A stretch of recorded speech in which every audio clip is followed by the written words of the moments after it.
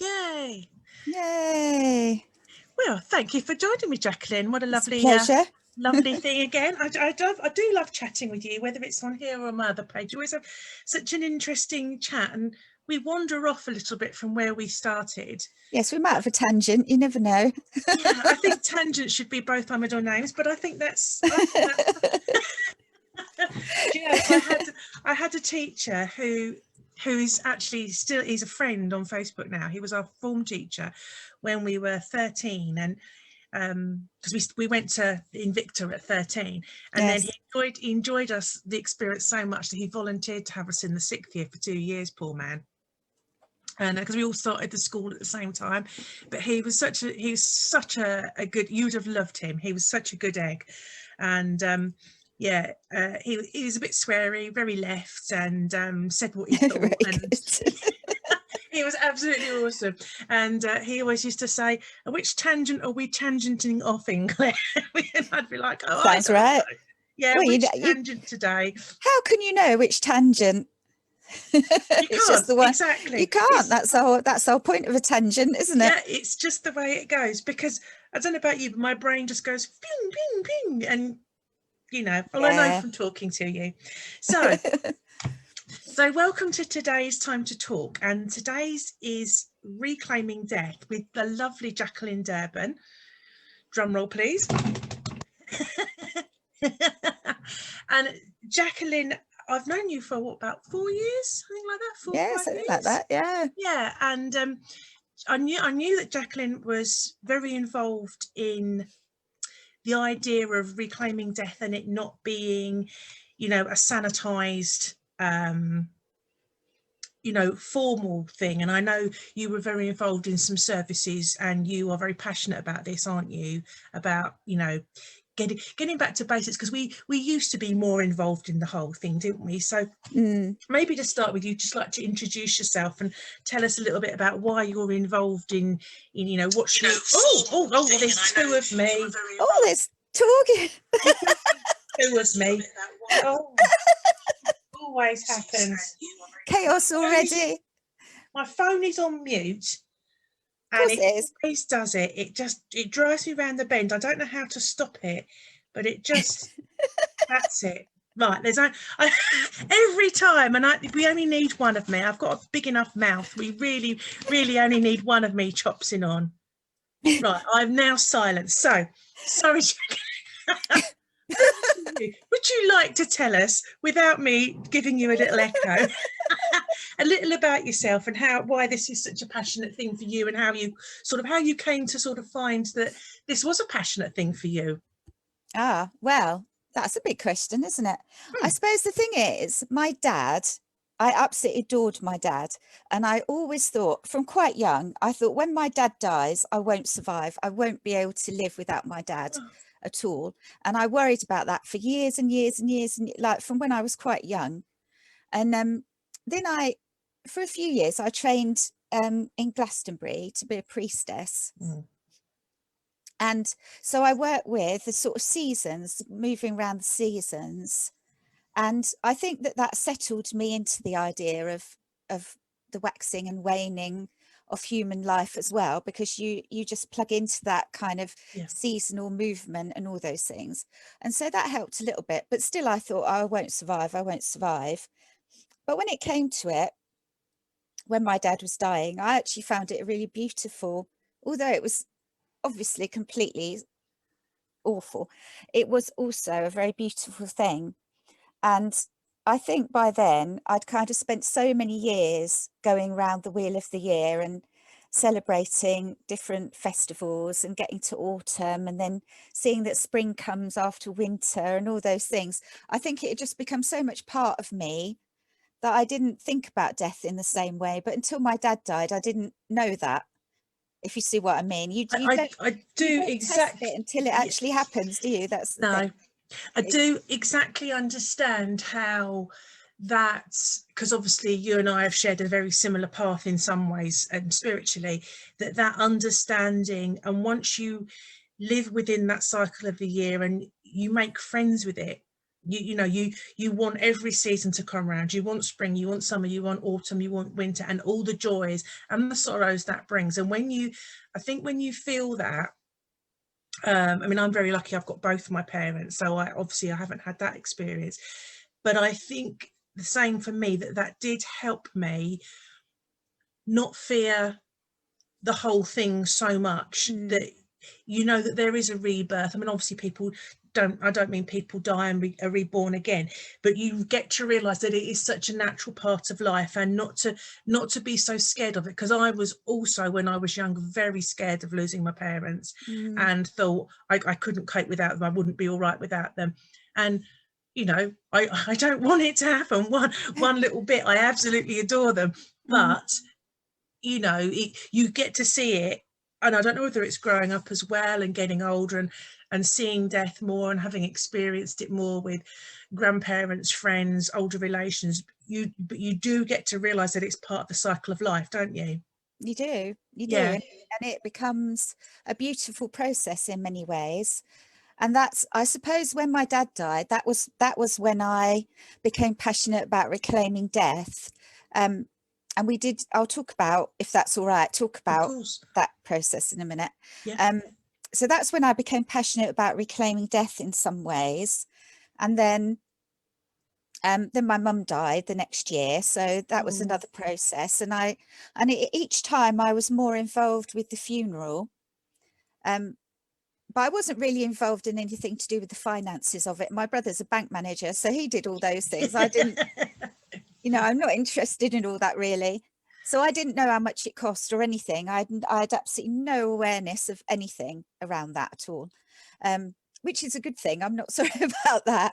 But, because they're not cheap either, are they? No. And then my partner died in 2014. And at the time, he wasn't working and I wasn't working, or I was working at one of those jobs where you work by the hour and you never know how much money you're going to have. Yeah. I couldn't even afford to pay my rent apart from anything else, living in London. And there was no money for his funeral. And that is when I got interested in funeral poverty and like how many people can't afford to pay for funerals.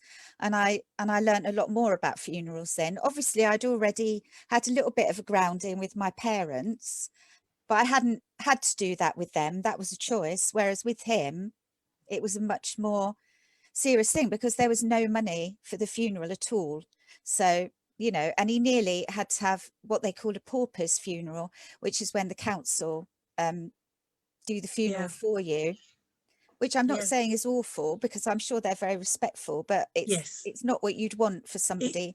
No, because you get the earliest slot at the crematorium. I looked it up earlier on, actually, knowing, and so I obviously know a little bit about what's happened in the past, and it is, I think you get it's a horrible term, isn't it, as well, pauper's funeral. It's at 9 o'clock in the morning, and it is literally, it's the cheapest one possible. There's usually somebody that basically says a prayer, and it's done respectfully. Of course it's done respectfully, but there's no celebration of life. There's no real point, a real time for people to grieve. I mean, I think people can go, but it's not a long, it's not personal, is it? No, there wouldn't be a long sort of talk about the person or anything, would there? No. It's just kind of get it done, really, to get it done. It's good that it exists, but it's not what you choose. And that was when I found out how much funerals cost and all those things. And so then I can talk a bit about his funeral as well. If you're happy to, if it's not too difficult. I'm very happy to talk about it, because after that I started working with Quaker Social Action's End Funeral Poverty campaign, which then they changed to the words fair funerals, because they felt that they didn't even want to use the word poverty because it upset people so much around the word funerals. It was very, I mean, I like the word because I think it really brings says home what it is, doesn't it? Yeah, but they changed it to fair funerals, and they were campaigning with the government to change a lot of the laws and the rules around what the funeral industry can charge. So I was a spokesperson for them for a few years. So I learned a lot more about it then. So slowly I've learned more and more, really. Yeah. So how did you get involved? Was that because of your partner dying, and what what's going to be easier to talk about first, the Quaker action that you've got involved with, or arranging a funeral on a mega tight budget, I suppose? And was it, were you, Yeah. did you know it was going to happen, or was it a sudden? No, it was completely sudden. Yeah, I thought It it was completely was. sudden. And he wasn't where I was either. He was in, where was he? Near Swindon on a boat, and I was in London. And so he wasn't even, and I can't drive or any, I can't get anywhere. It was just really difficult. It was Yeah, really difficult. And my assumption was, in my innocence, that because I knew there was a government fund for funerals, yeah. and I thought, well, that'll help. We don't have to have some huge thing, and that'll help. So I phoned them the day after he died, and it's only £750, which is absolutely nothing. I mean, I think it's slightly more now, but Mm. not a huge. So it's absolutely nothing really in terms of a funeral. I mean, even then, funerals, an average funeral is like £4,000, which is astonishing, really. I, And it's more now. I mean, it can be it £10,000. can be an awful lot of money. It's a Yeah. lot of money, and I was just really shocked that that was all it was. But I thought, at least that will help, at least that will help. So I phoned them, and they just were not interested, because you have to be on particular benefits, and he was, but I wasn't. And so they said, well, you can't have it. And one of the things is, if you're a student, so you're on benefits or a grant as a student. And I said, oh, his daughter's a student, and he didn't really have any family or anything. He had no family to pay any money towards a funeral or anything like that. He had no relatives except for his daughter. And I said, oh, his daughter's a student. And they said, well, she could try, but I wouldn't recommend it, because she'll end up in debt. She'll just end up in debt if she tries to pay for an actual funeral. And why would she want to do that? And they said, you just let the council do it. They just were really No, awful. that's It was awful. That is really not what you awful. need. No, At a time when you really don't need anything like that. That is awful, isn't no, it? there was no empathy or softening the kind of words they were using or anything like that. Just, oh, let the council do it. It was like that. And I just found that really shocking. And so I sort of began this, and that made me feel quite angry and fierce, really, I suppose. Yes, and an angry and fierce Jacqueline is a thing to be held, isn't it? Oh yeah, I can get quite fierce on other people's behalf, particularly, and I felt like it was on his behalf. That's the thing, Well, because yeah, because it's disrespectful to him, wasn't it? yeah, it And just wasn't what anyone would. He had a very difficult life, and I did not want him to end his life that way. Do you know what I mean? And having a horrible funeral that was a nothingness. It didn't feel right at all. no, no, it doesn't, does it? And the thing is, as well, with you, especially when it's such a shock, and you've got all these practical things to sort out, you don't need that kind of, I don't mean drama, I don't know what the word is, but you're in the worst place possible to Yes. try and deal with it, aren't you? And Well, you that's the thing. And I know I read that last year, for instance, the COVID and stopping funerals having many people, and also still the cost of the funerals, that mm, people weren't able to grieve really, because yeah, you end up wrapped up in so many things that you can't even think about the fact that somebody's died. You're so worried about money, and you're worried about this and that, and it just all, it's yeah, really unhealthy for people and their hearts, isn't yeah. it? Because I mean, for example, at the 9 a.m. slot at the local crematorium here is £365 just for the cremation, which is still a lot of money. It is. That's just the cremation, that's nobody attending, that's no Mm, coffin, no anything, and it goes up to, during the day, it goes up to like nearly £700. And burial plots, our local one, you can buy it for 30 years or 60 years. yeah. And I'm like, why would 30 years isn't long? And that's No, it really isn't. no, it's not, 780. And then going on to 60 years, it's £1,500. And obviously that would be for three people. But I'm like, that's, because I don't deal with that part of it, I wanted to find out. So what did you do then? Obviously you found out that money was going to be a huge issue. Yeah. So what I did was, um, I found out kind of the rules around funerals, And the thing is, we all think there's so many things we have to do when there's a funeral. We think it's all ever so legal. And, you know, you have to have a service and you have to do this and you have to do that. And, you know, there's all rules around where people are buried and what, and there are some rules, Yeah, but really all you have to do, if you decide to do a lot of things yourself, there's a video on YouTube, which I recommend to people. I can find the link and please. send it Yeah. to you later, of a woman in England, this is, whose mother died in hospital, and she went to collect her in her camper van and took her from the hospital in a sheet, you know, in a shroud, and took her to a natural burial ground and dug the hole herself with the help of a friend, but mostly herself, and then laid her mother in to the grave and covered her over and sowed wildflowers seeds. And she said they didn't even have a service, because she said the service was digging, you know, the actual process of moving her, the journey with her was the service, and it was her service to her mother, and that was all they did. They didn't do And anything else. And that is like the most basic yeah, thing you could possibly do. And yet, how amazing to have put that energy and that love into something. It's so beautiful. All you get really is you get a green form, I think it is. yeah, It was when Will yeah. died They're anyway. still called greens. Yeah, Yeah, and you just have to fill it in to say where somebody's buried, yeah, and then there are rules around how close someone has to be, how far they have to be from running water, isn't it, and things like yes, that. yeah. But there's not really that many rules around where somebody's buried. I mean, you'd hesitate to bury someone in your garden because people don't stay in the same place anymore for very long, and you wouldn't, you But know, you can. you can, you You can. can. It's just if you were thinking you might move, or, you know, how you would feel that you wouldn't be able to get to their grave anymore, or that you would have to tell the people buying the house that somebody was Yeah, buried there. it has to go It's on the just deeds. the practicalities, isn't it? But Yeah, you can do it. That's the you can point. do it. To know that you can do it is a really powerful thing. And And that's the under, thing.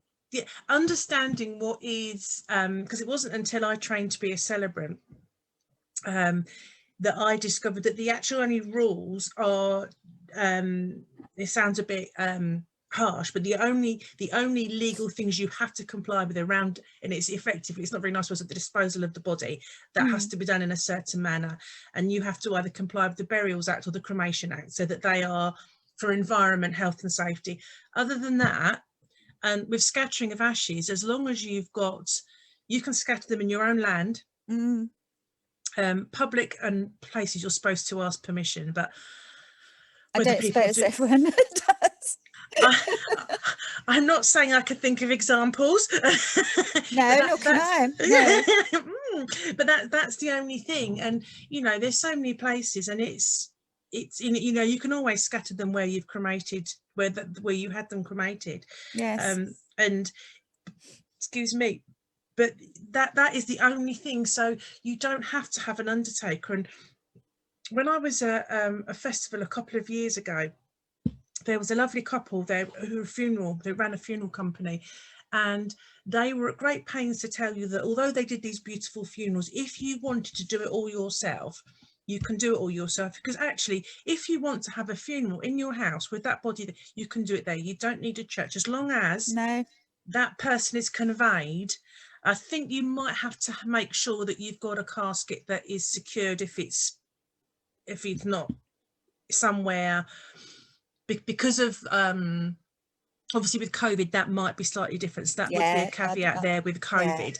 But you don't have to have all these things. You don't have to have the hearse, you don't have to have the pallbearers. If you want to, I mean, it wouldn't be very gainly at all, but in theory you could use a trolley bed, whatever you've got, if you need to. I mean, obviously that's not very dignified. You'd want to No, use the but the best you thing can. is, you can do you can do whatever you want to do. This is the point. And so Yeah, the funeral industry, with all their kind of this and that and paying for this and that, it's all just their decision to do that and how much they're charging. And it is an industry. It's not they are wonderful people. I love funeral directors. I've got nothing bad to say about funeral directors at all, because dealing with death all the time, they're just amazing people. They're lovely people. But the industry charges so much money, and they don't need to. That's the thing. And it's putting a lot of people in distress and in debt. You know, people are spending all their life savings really sometimes and don't want to Yeah, talk about it because it's around death.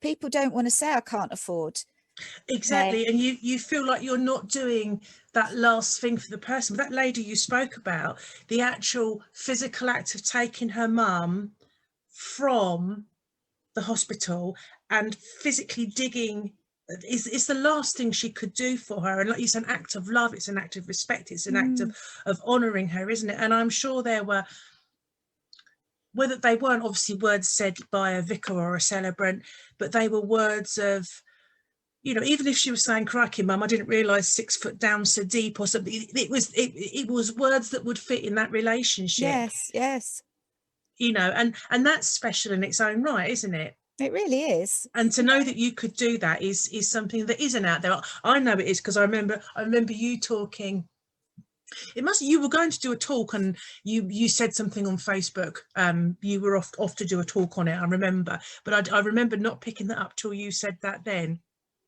Mm. But yeah, so I mean, sorry, it we've gone off isn't. on a tangent, but as per usual. Well, this is the thing. So what I did about Will, because I didn't know what to do, was I said on Facebook, because it had been such a shock that he died, and he kind of did, I didn't know where he was, and I had to phone the police and things, and everyone had sort of followed it along, you know. Everyone knew what was happening because I was saying, oh, I'm so worried about him on Facebook, and I don't know what's happened to him and what blah blah. Anyway, then I said, I phoned the DWP about the funeral fund, and I can't get any money and all of this and that, because I was upset and it was so awful to me and I Yeah, was of so course, shocked by yeah. it. And so I think somebody else suggested, why don't you have a GoFundMe page? And so in the end, it was all paid for by people on Facebook, really, How lovely who I'd though. never even met. I'd never met most of them, and they didn't know him either. And people Oh just wow. It gave wasn't it money. wasn't even friends. No, just people I knew on Facebook. And some people I didn't even know I knew. I've got a lot of friends on Facebook, and it just became a thing, really. And it was such a beautiful, and that in itself was a lovely thing, you know, when community, because that's Yeah, what Facebook is involved in doing something already. It's been a beautiful thing, whatever happens then. yeah. So, you know, beautiful. And we raised about £2,500, Which which is quite still, a lot of money. it is a lot of money. But even then, in terms of funerals, it's not enough. Do you know what I mean? So Yeah, I felt like, well, I've got to like be really sensible about this, and something beautiful has got to happen.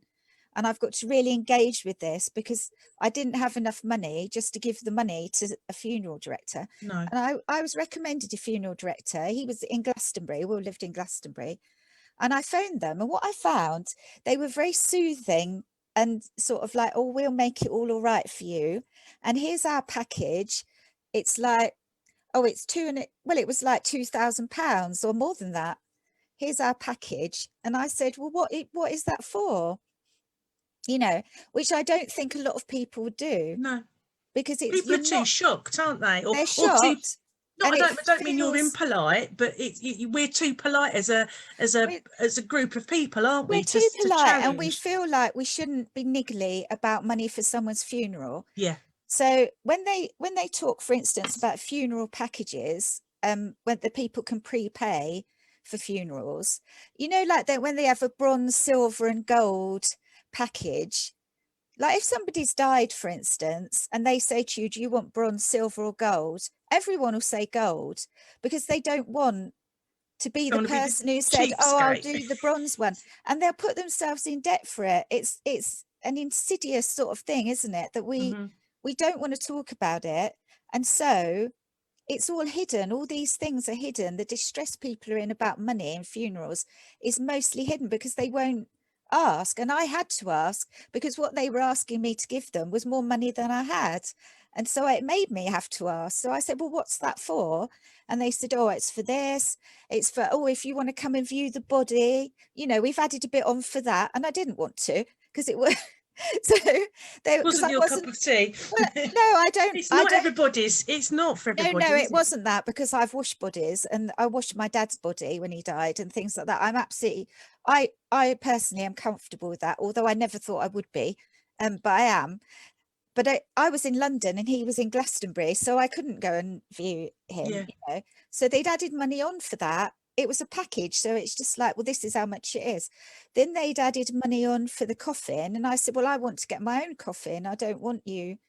And they made a right old fuss about that. And some funeral directors will charge you a premium if you get your own coffin, Oh, wow. because they charge you an extra, I don't know what they call it, but like a handling thing for getting your own coffin, all sorts of things. And I said, but I don't want you to do any of those things. All I wanted them to do was collect him from where he was in Wiltshire, take him to Glastonbury and look after him.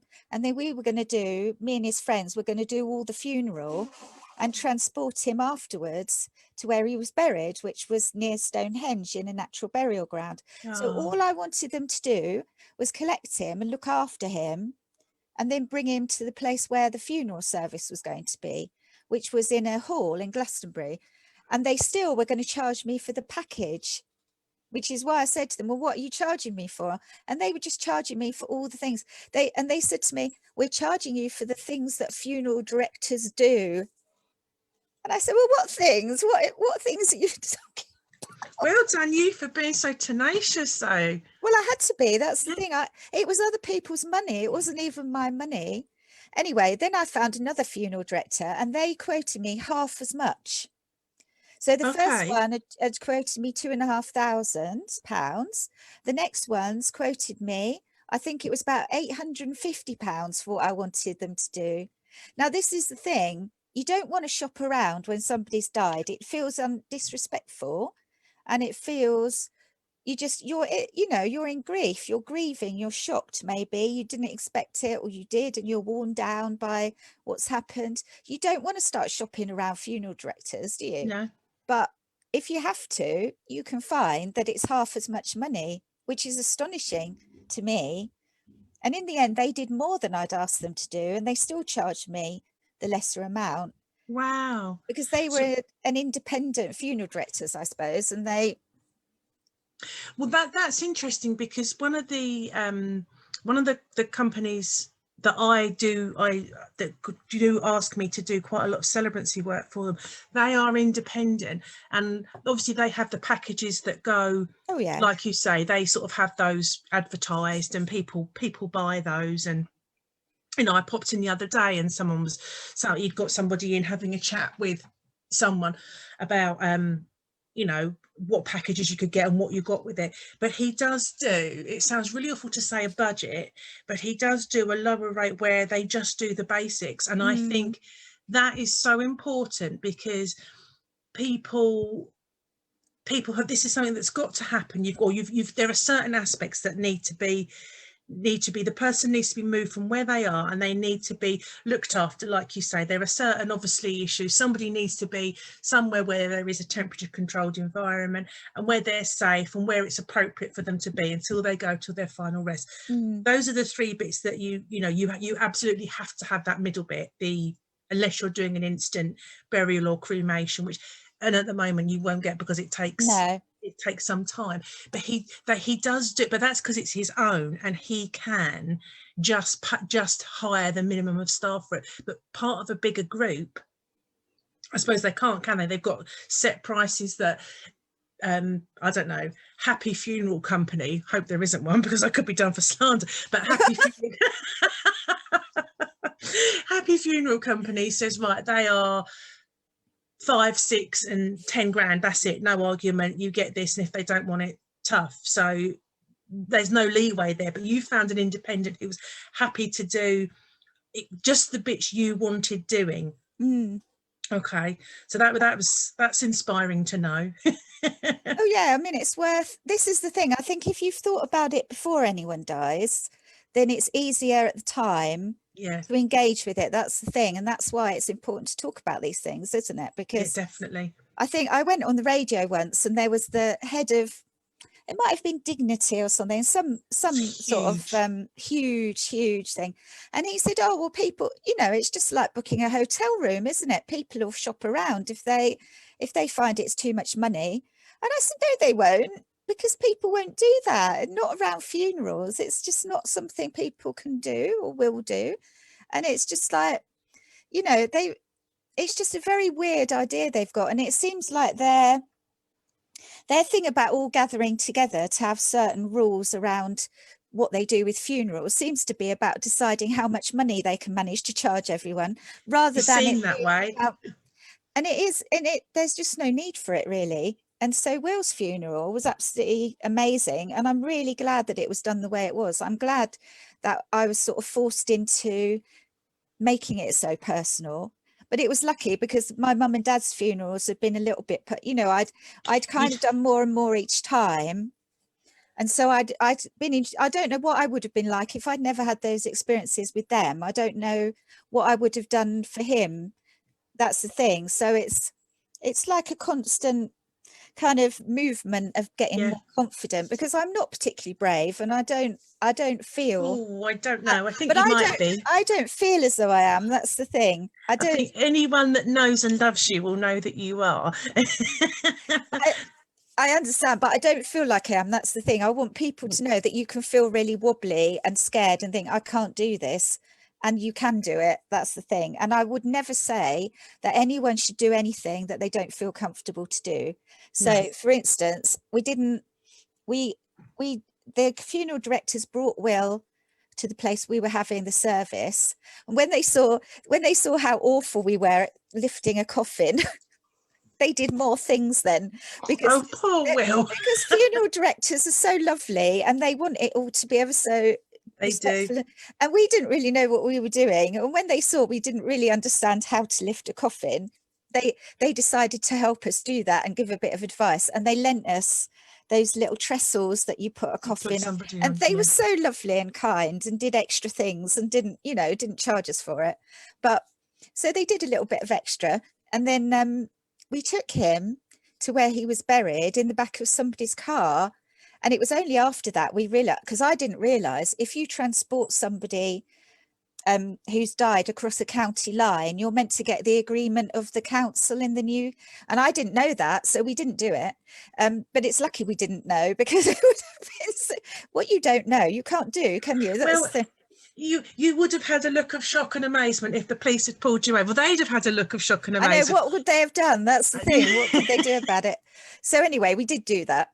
And but what I did, because I felt like it was in March and it was very rainy and muddy, and we were going to a wood basically for him to be buried, and I didn't feel as though his friends would want to try and carry his coffin through the mud, you know, slipping about and feeling ever so. So I hired some more funeral directors to come and meet us at the burial ground, just to carry his coffin from the car to the grave, and also to lower him in, which you can do. You can do that yourself. But I just felt like it would be better to have people to do that for us, because it was so muddy and slippery. Otherwise we might have done it ourselves. But you can hire funeral directors just for little bits of it if you want to. That's the thing. You don't have to have a package. You don't have to have the whole thing. You can just say, I want this and I want that, and you can do all the rest of it yourself, which is what we did. So I mean, a place that I work for, they will, there's only so many pallbearers, and you know, it's not a full-time job, so there are many people that work for different ones, and they'll you know, I know a company that will phone up another company, say, can I borrow 3 of your lads for this thing, because you know you couldn't support 6 pallbearers in every thing. So they do share their resources with each other. I don't know if it's a friend of yours, Bracken Moreland. Oh yes. Saying Jacqueline Durban celebrants need to link up with death doulas. Absolutely. Funny you should say that. And then there's a website which is Celebrant Training Courses, End of Life Doula Training. That is good. Yeah, because that's on I was going to do finish my soul midwife training last year, but obviously because of COVID it didn't happen. But that is something that I in particular am very interested in. Oh, Leah Hall saying hi, and my friend Jenny saying hello, lovelies. We'll catch up properly later, but this seems such an important topic. It is. It is very important. It is important. Yeah, and that's actually what I like about the idea of the soul midwifery or the soul doula, not to sort of go, right, I've looked after you now, I'm going to do this separate bit and blah, blah, not to sort of nab extra business. I don't mean it like that, because I would oh, it would never occur to me that you meant it like that. No, it's just what a beautiful thing. Yes, but what a beautiful thing. Continuity if people wanted it. Yes. And if they don't, I would do either independently. But it's just, you've got, you know, you could then be making the calls to have that person looked after, or do the washing and the looking after yourself, and then keep it, like you say, you washed your dad and you prepared your dad. And obviously if someone's going to be waiting a long time, there are maybe certain things that need to do, and we know we have to think about temperature and things like that. But at the same time, you know, there is a lot you can do, isn't there? There is, yeah. Can I share a picture of Will's funeral? Will it? Of course can you I can. share? I think can I've do seen that. this because You I will know have seen you. this, but I thought I'd just share one picture because it feels. Let me see It's if I definitely can. appropriate, yeah. Just so people can see. Oh, I can't do it. I don't Oh, think. hang on. Oh, Yeah, you yes, can change it, can't you? If I you can where the screen security share. thing is, I think. Here we go. You should be able to do it now. All right, let me have a little go. Technology, everyone. Right, so here is,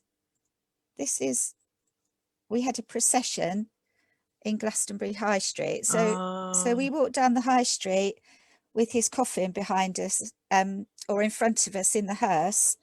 And this is all his guitars, because he was a guitarist. Yeah. I was in front of them and I didn't know they were doing that. So when I saw the photos, I was absolutely astonished by that. Did you need permission to do that? No, we just did it.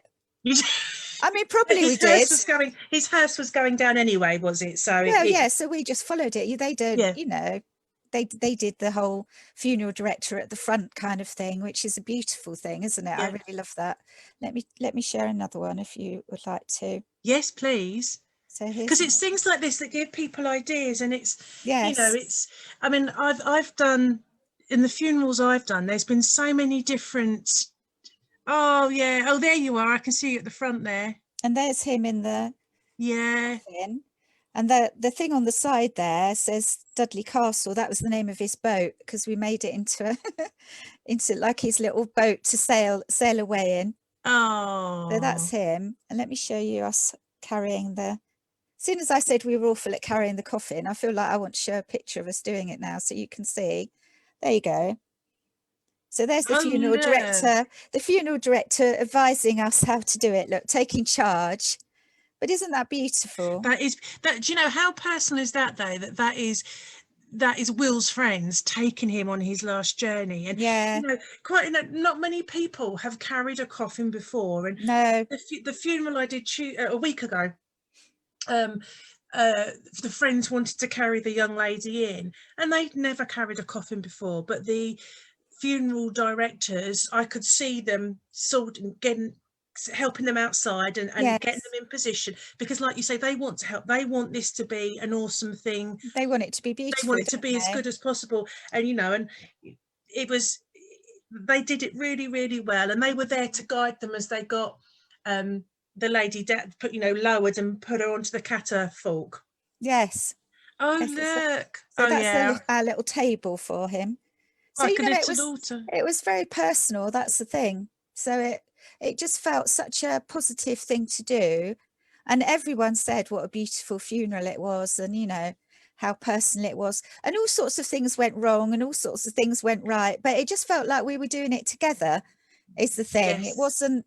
Everything was so personal that it didn't really matter.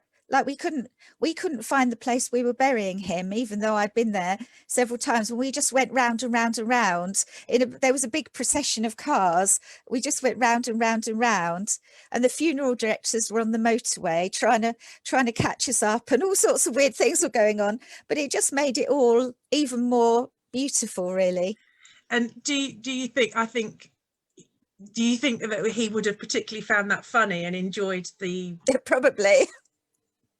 People It were was, saying, oh, Will was terrible at giving directions to places. So it's actually it's probably quite good. so when you say things like they'll be late for their own funeral, sometimes He actually was. yeah. Amazing. You say the gents that brought the young lady in last Tuesday, they, as he come out, one of them went to me, goes, he said, so you know the plinth that we've laid the coffin on? And I said, yes. He goes, what's it called? I said, catafalque. And he went, I thought he said a catapult. And I thought, well, it can't be a catapult. He said, so all through the service, I was thinking, we can't have laid on a cup of, he was thinking of a catapult Waiting and for it to, firing her. like He an was thinking, ejector does it seat. move suddenly? And he said it was, and obviously it was a very sad funeral. She was young, she was 35, but she That was is sad, yeah. also very much loved, very much a character. And that was not a traditional funeral, as in, you know, hymns and, you know, and people came in. There was a dog at that funeral, which I just thought was so excellent. Oh, that Somebody is brought their lovely, dog, yeah. and they wanted to show the dog the coffin, and I'm standing there thinking, do you know what, if no one's offended by this, no one's doing anything awful, and a group of her friends from school wanted to come and put rosemary on the coffin, I'm guessing rosemary for remembrance, and I thought, Yeah. if that's a thing for them, that's what made it so personal. And I think, well, it was for the eulogy, for example, because she'd lived a life sort of moving around quite a lot, there wasn't a sort of a standard common story, if that makes sense. So I just used people's memories, and it became, it was probably the best one I feel I've done, because it was a celebration of life. It was all the stories about her, all the things, because you couldn't have written a chronological order. No. There would have been huge gaps. So I didn't try to do that. I just, you know, gave some stories about her, and everybody enjoyed it. So, you know, That's as great, much as you isn't it? can. Yeah. So and did you have that ceremony, and that was it? Did you have a sort of memorial afterwards, or, and where did you go after you'd finally found the place in the woods?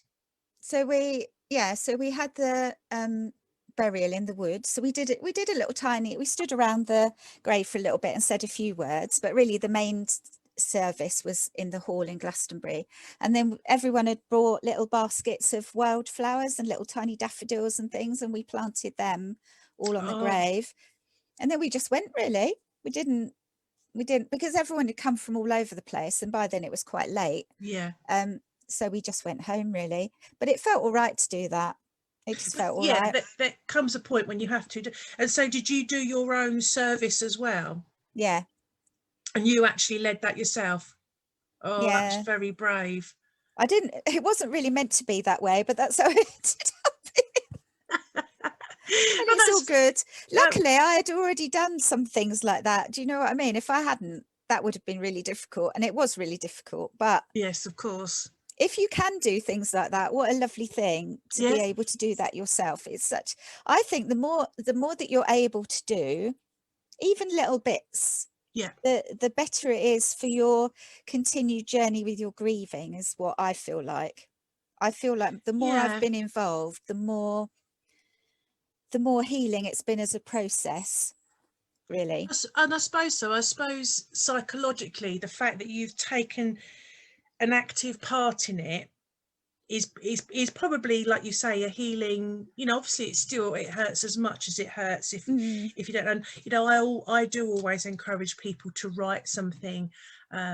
You know, and I have read out other people's tributes, and even if they don't feel they can get up and say them, which, and it is hard. It is hard. I've stood up and read poems and things at funerals, for my own family, and it is difficult. You know, even if it's not your words, it's still difficult. It is very difficult. But and I know a friend of mine, Mel, she's going to come and talk at some stage, and she had a memorial for her husband. He died suddenly, and she had a memorial which she kind of led along with his friends, and it was just people coming, and say just it was everybody getting together to tell their stories about Mike. And I think that was, you know, awesome, and it was what Mike would have chosen, I think. And I knew him a little bit, not a great deal. So what else what was my other question? the funeral poverty, what is it you've done about that? What is there going on that's sort of trying to reduce that? And Well, they've kind of wound up the thing now. So ah, because their thing, this is where I slightly diverged from them really. They did wonderful things, but their thing was to get government to make the funeral fund bigger and make it easier to get it, because it was too hard to get it anyway, even though it wasn't very yes, much money, but to increase it, to cancel the fees for children's funerals. So I know in Wales they did that, definitely. I'm not sure whether they've done it in England, but that was children's funerals are free now, I think, in Wales.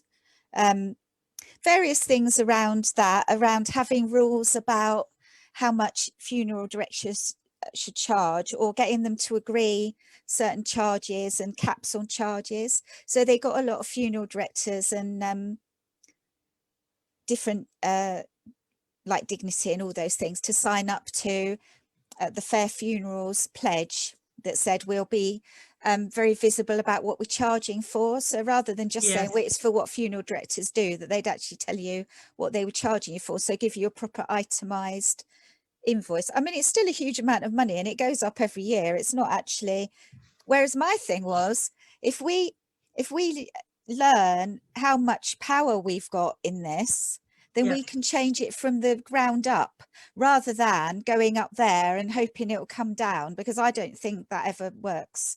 Because you're No, going to the people making the money and saying, can you try not to make so much money, please? And that is that's not not, going to happen. that's not the way it works. So they did amazing things, and I think they did achieve a lot, but they Mm. kind of achieved what they'd set out to achieve. So they've stopped now, but they've still got a website you can go and look at. And Quaker Social Action have got a thing called Down to Earth, which you can phone, and they'll help you to, they'll kind of do the shopping around bit for you a little bit, or good advice. Oh, Um, okay, that's useful to know because yeah, they're you know, very helpful.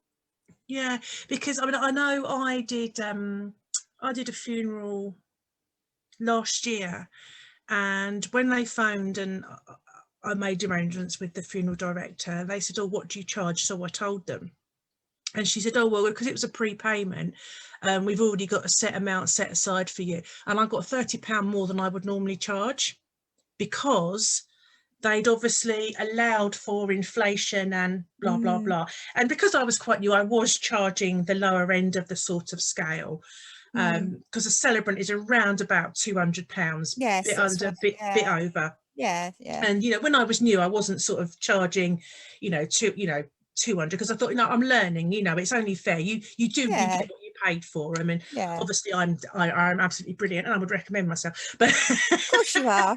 Absolutely but brilliant. but I knew I would give it 110% and everything. But when you're new, you do that. um but the person whose funeral this was a very, very old lady. I think she was 95. So Mm, she bought this funeral package. It was prepaid, so she could afford to do that. mm. Nobody was in poverty because of it, but it was still her money that she may have chosen to spend on something else. But the Yes. fact that they'd included such a high figure for somebody who, when they took it out, would have been 90 or Mm, 91, 92, and it was kind of, well, we'll allow extra for the celebrant just in case it goes up, which I can understand. In perhaps if you do this, if you supposing I book one now, today being a particularly auspicious day for me, being I've reached my half century, I'm hooray. not yeah, and I'm not planning on going anywhere particularly soon. But what the cost would be now or in 2 years' time is vastly different to what it will be in 20 Yes. years' time, and they've got to do that.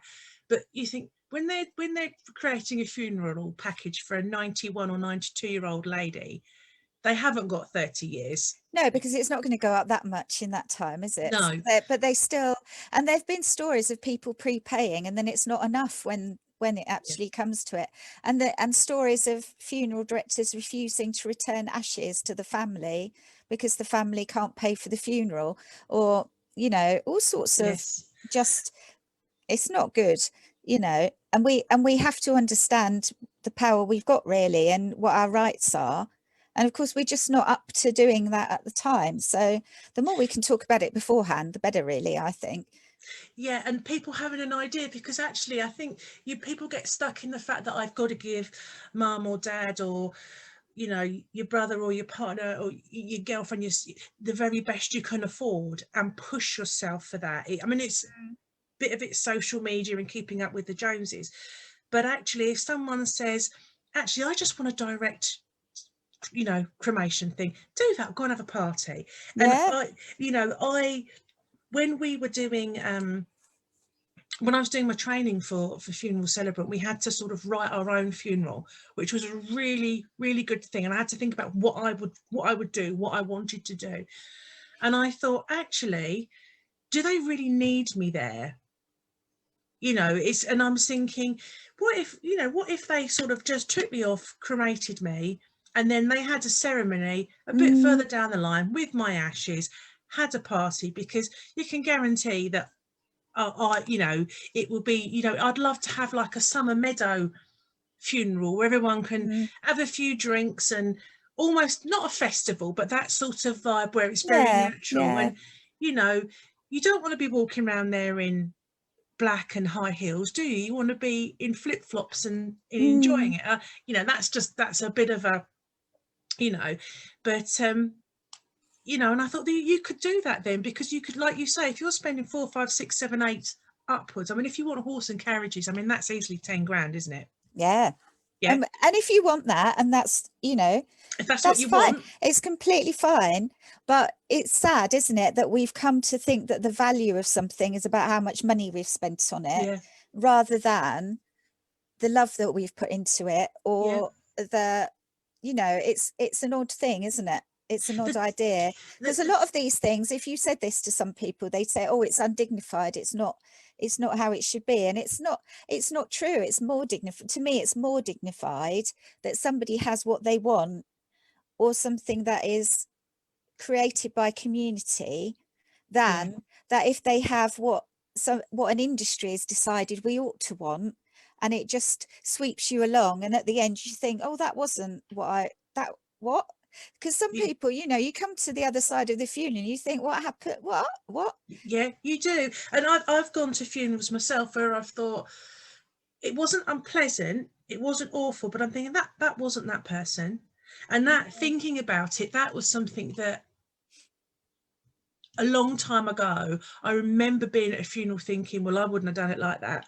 And that's a Mm. horrible thing to say. Well, Another, that's why you're doing what you're doing now, isn't it, really, in some maybe it ways? is, and thinking that wasn't them. And other funerals, I mean, I can remember the first time, this was a long time ago. I mean, you've got to be talking not quite 30 years ago, but definitely 25 years ago. That, modern music was just coming into funerals. Mm. And I was sitting there at a friend's funeral, and we're sitting there and we're all crying, and all of a sudden there was was the music to go out with this dong dong dong dong, and we're looking at each other going, she's only going to play Bat Out of Hell. And they did. They played Bat Out of Hell Oh, by Meatloaf. fabulous. And the guy who died had gone to see Bat Out of Hell, gone to see Meatloaf in concert the week before he died. And we're just sitting there going, because it was, I can remember and now people think, well, people have what they want, and they Yeah, do. But yeah. 25, 27 They years didn't ago, know. they didn't. No. And it was, Even when my mum and dad died, my dad had a wicker coffin, and my mum had one made out of water hyacinth leaves, which is a lovely. similar thing. Yes. And people were very like they couldn't believe it. They were really surprised. And one of my relatives said to me about my mum's coffin. They said, oh, it was so beautiful, because when Yeah. you're born, you're put in a Moses Yes, basket, definitely. and then when you die, it's like you're put into one again. And they What were a beautiful analogy. thought, how beautiful. And Yeah. really, they'd been like, oh, this is all a bit weird, and it wasn't. It was so beautiful. But now having a wicker coffin is quite a normal thing, I would think. But at the time, it was like, oh, this is all a bit shocking and peculiar. And yeah, it's interesting, isn't it, how it Mm, changes over time. it But is. yeah, that And, was a lovely thing. and they're so beautiful, and they, but then obviously there's a lot of, I know a lot of people talking about getting sort of, these heavy duty cardboard coffins. Yeah, that's what Will had that. Yeah. And yeah, it was glittery, wasn't it? It Yeah. had a starry sky on it. It was like the Oh. universe. It was really nice. Oh, Yeah. how beautiful. Oh, and Beautiful. I know a friend of mine, she wants us to all write on hers. You know, Yeah, like when you you've can got a get plain. broken arm. Yeah, Yeah. I had a friend who did that. Had just a plain cardboard coffin, and we all went up and wrote things and drew pictures. And that was the first person who was dead that I ever saw, because they had the lid off when we did that. Wow. Also, he had on some antlers, so they couldn't put the lid on because the antlers. But that's another thing. But that's the first dead person I ever saw, and that was really like. But it was so lovely drawing on the coffin and writing good wishes and kind of have a good journey and all those things. It was really, really a That's good thing. amazing. And that actually must hark back to the original funerals and burials that people did. Yeah, They would have, you know, as they wrapped them, they put flowers in the yeah, shroud and they would put amulets in, and, you know, whether they had speech or not, you know, they would have maybe put a lucky pebble in, or a pebble they yeah. like, Oh, or their my hair. dad had all sorts of things in his coffin by the end, because I was going up there putting rosemary in and letters from the grandchildren and little things that he loved. And, Yeah, he had all sorts of things in his coffin. yeah. And it just it felt very old. That's the thing. Yeah, it's, and I think you've tapped into something there, that it is, that it's kind of going back to an ancient root. And I don't mean, oh, you know, necessarily anything sort of, you know, particularly wafty, but the very basic connection to that dead body Mm, is personal. And like you say, it's not about the money. You value things in money, whereas actually we're talking about valuing the time and effort. Like mm, with my great aunt, my children drew a picture for her, and I mean, it was a picture of the cat that had also recently died, and they drew them both going up a rainbow together. But you know, for that child at the time, it was what was important, and it's yes, the time and effort gone into that, and the love that's gone into it, the intent, and yes. that's really magical, isn't it? It is. Can I just show you a couple of things that Of we course you made for may, my mum yeah. and dad's funerals? I mean, one of the things about my dad's funerals was that he knew the funeral directors, and they used to joke with him and say, "Oh, Ron, you're looking a bit peaky today. Do you want to come in and wait?" Things like that. So and one day he was there waiting at the bus stop, which was just outside the funeral directors, and they brought out a tape measure and said, "Oh, should we just measure you up, Ron? Because we won't have to do it later." But the things like that are so good because they kind of break the sort of taboo of it. Do you know what I mean? So Yeah, I felt good about them looking after him. And yeah. I went and washed his body, and I was so frightened to do that. I did not want to do that really, but I felt that I should do it. And it was the most beautiful thing I've ever done, washing his hair Oh, when he was dead, and did, and but it was so lovely. did you use special oils or anything, or did Yeah, you? they gave me some peppermint oil and something, because I thought that they would do it and I would just help. And I went into the room, and it was quite a clinical sort of room in a Yeah. way, and it made me a bit. And they went, "Off you go then," and they just gave me a trolley with some oils and shampoo and things on it, and went, "Off you go." And I was so like this. And then I looked up, and there was a clock on the wall, and it was a picture of a vampire, and it said, "I love the smell of formaldehyde in the morning" on it. And it made me laugh so much that I just thought, "Oh, this is all right. I can do this." And it See, was one that's, of the most beautiful things I've ever done. It really was. I can imagine that it is a thing of, whenever I've looked after people in their last days, weeks, and hours, it is a beautiful thing. And people people sometimes think you're a bit odd when you say that, but it truly is It beautiful. really is. And I'll And show you these. yeah, Sorry, you please. carry on. No, you say what you're saying. I forgot what I was going to say. Oh, I know what I was going to say. I was going to say that undertakers, although they've got to have a really good sense of humor. So if, you know, although they are very professional, and they're, you know, the ones I know are actually lovely, quite bubbly and lively people, Yeah. If they you know know. it's all right with you for them to Yes. be like that, then they'll be Yeah. like that. That's the thing. Yeah. And it is very liberating, really. Oh, And very, definitely.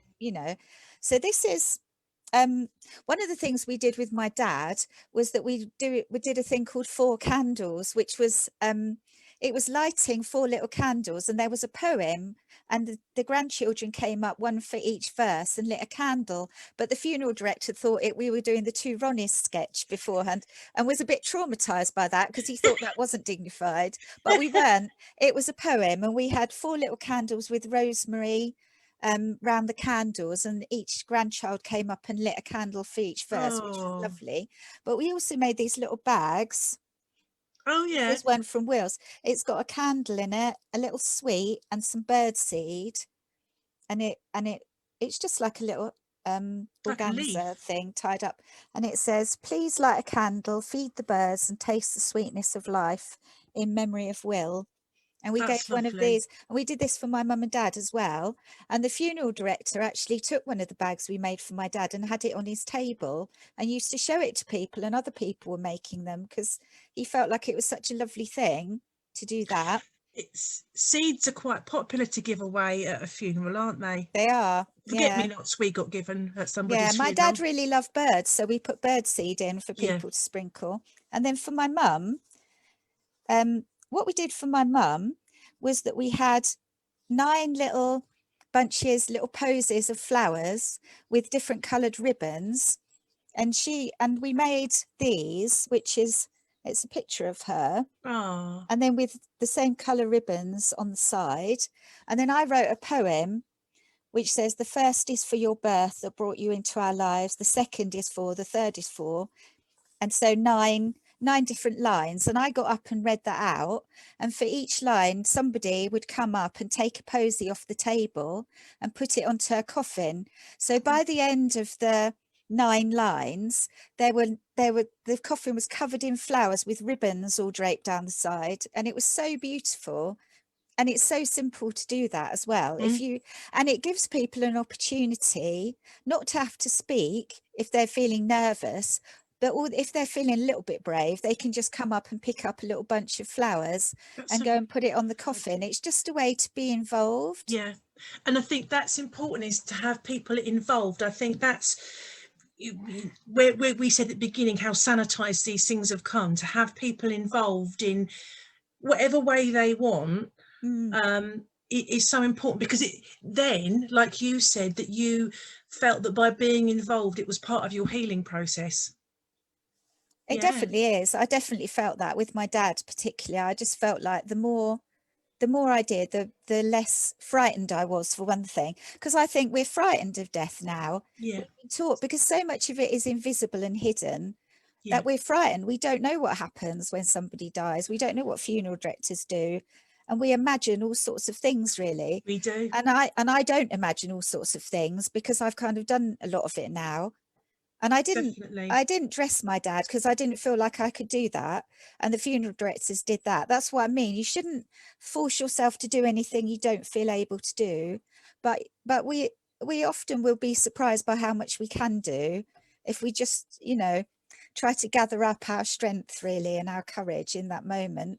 And I think the fear of things being invisible makes the grief harder, because a lot of the grief is fear rather than grief. So the more you see, the more you can experience. And we asked to see my mum and dad both being put into the cremation, um, into the fire as well, because you All can ask to right. go and see that. And they're set up for that. In one place, they had a viewing window, and in another place, they didn't. And we had to stand in the actual room. But watching a coffin go into the fire is so beautiful. I promise you, it's absolutely, I didn't know what it would be like, but I heard that you could do it. And by then I was so determined to accompany my dad all the way through it, that I thought, well, I am going to go and look at that. I'm going to go and see that. Wow. And we sang while he went in as well, and for my mum. And that felt really old as well. It felt like a Viking funeral, going into the fire. But it was really beautiful, and that lessened the fear, because I think then the coffin disappears when the curtains go across, and the Yeah. coffin disappears, and what happens then, what's happening, and people It will is feel. unknown, isn't it? It's always the fear of the unknown. And when you know, I mean, that might not be for everybody, obviously. I No, mean, no, that's when right. I went and had a tour around the back of our crematorium, because I asked to go and have a look, and the lovely lady there said, "Would you like to look at the back?" And I was like, yes, please, you know. And she's like, oh, not everybody wants to. And I was like, but I'm happier knowing, you know, this fear about people, do you get the person that you've taken Mm, up there? I've seen the process in action, and that means not only am I able to, you know, talk to my clients and say, I've been up there, I've seen it, it is very organized. They don't just pull a coffin in and out, chuck it in. Oh, that no, might be Mrs. Smith, that might be Mrs. Jones, not sure it'll do. no, it's all It's absolutely, yeah. digitized, and you have to tap stuff in, and you know, you if you put the wrong details in, it wouldn't work. Basically, it's computerized, so that the whole process, they're logged all the way through. Mm, But also it was a very calm place and a very dignified yes, place, you know. yes, So yeah, and yeah, again, I think we fear, I know personally, if I don't know what to expect, I can get myself in a tiz about something. yeah, But if I know exactly what's going to happen, like with the dentist, if they explain to me what's going to do, I might like the idea of it, but I go, okay, I know that's what's going to happen. It's going to be half an hour, it's going to be noisy, yeah. It you doesn't know. make it easy, and it doesn't make it nice, and it doesn't mean that we won't feel all those difficult things, but it's just, it breaks the sort of taboo and the fear, and then we're able to feel those genuine emotions instead of Yes. feeling like, oh, I can't be near Yeah, this, or I can't, we're not feeling that sort of, you know, clinging on demon of anxiety and Mm, fear for its own sake. We're mm, feeling the, like you say, the raw and the genuine emotion that is, you know, affected with people's passings. mm, Oh, well, yeah. that's lovely. Thank you so much, Jacqueline. I think that's a beautiful place to stop. We could have gone on for 2 hours, couldn't we, Oh, I'm easily? sure. I think we'll have to have another conversation another time. But thank you so much. And if you could Thank pop you. those links in, that's been I absolutely will do that. fascinating. And I love doing this because I always learn things. I don't think by any way stretch of the imagination I'm an expert. And you know, I love that idea with the, I've heard of the seeds, but I love the idea of the candle and the sweet. That's a really good idea.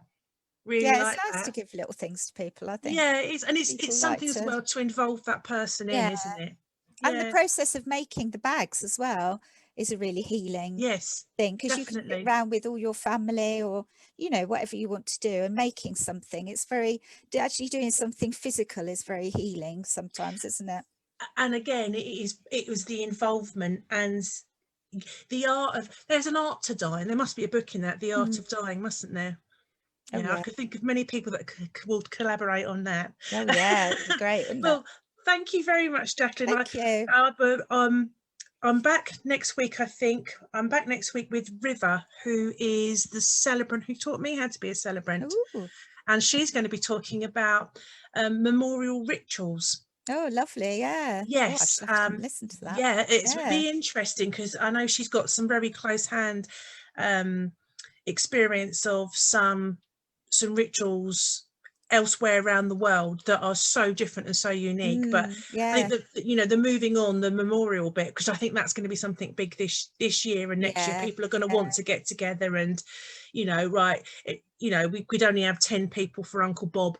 Let's do something Yeah. There'll be a lot fabulous. of that, won't there? It'd be good to have some Yeah, so people can ideas for have that. some good ideas of what to Yeah. do. So thank you so much for joining Thank me, you. and I've enjoyed I'll it. see you Thank all you. next week. Bye. Bye.